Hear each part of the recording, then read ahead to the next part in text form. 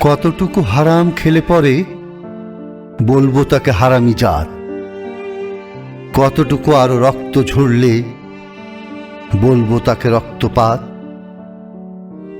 কতগুলো লাশ পড়লে পথে বলবো তাকে গণহত্যা, কতগুলো অস্ত্র গর্জে উঠলে বলবো তাকে নিরাপত্তা।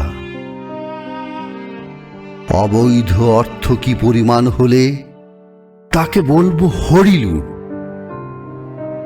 ন্যায্য দাবিকে দাবাতে লাগে কত লক্ষ লংবুট। কত লক্ষ প্রাণের মৃত্যু হলে স্বাধীনতা হয় অর্জন।